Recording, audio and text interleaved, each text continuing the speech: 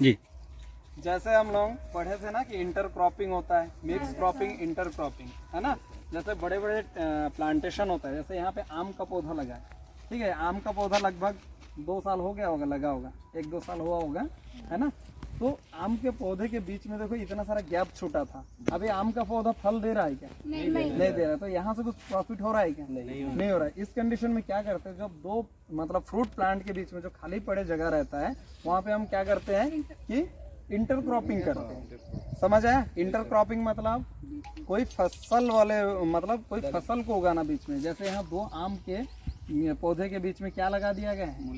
मूली लगा दिया गया। तो इसमें हम लोग कुछ ये सिद्धांत पढ़े थे इसका, है ना। तो क्या क्या था उसमें, जैसे प्लांट का जो ये रहेगा 1 मीटर घेराव रहेगा, तो 1 मीटर के अंदर कोई, जैसे यहाँ पे देखो 1 मीटर से ज्यादा, है ना, 1 मीटर के आसपास कोई पौधा नहीं होना चाहिए, ठीक।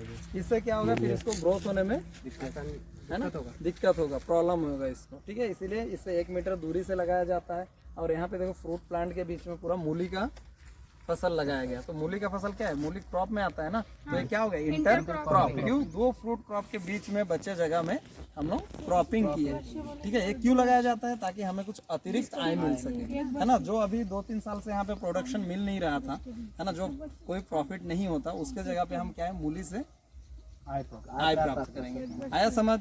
साथ ही साथ देखो यहाँ पे कौन से मेथड से लगा है। हम प्लांटिंग मेथड भी पढ़े, है ना। प्लांटिंग मेथड में क्या क्या पढ़े हैं?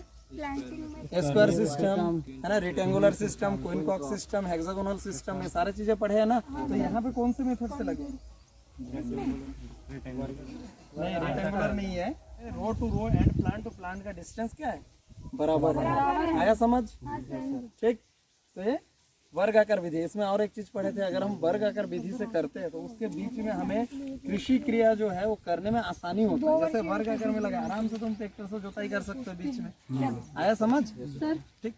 हाँ, एक वर्ष क्या? ये 2 वर्षीय हो जाएगा। देखो मूली जब हम मतलब वेजिटेबल के उद्देश्य से लगाते हैं तो वो 1 वर्षीय होता है। वही मूली को जब हम सीड प्रोडक्शन के उद्देश्य से लगाते हैं तो वो 2 वर्षीय होता है। आया समझ?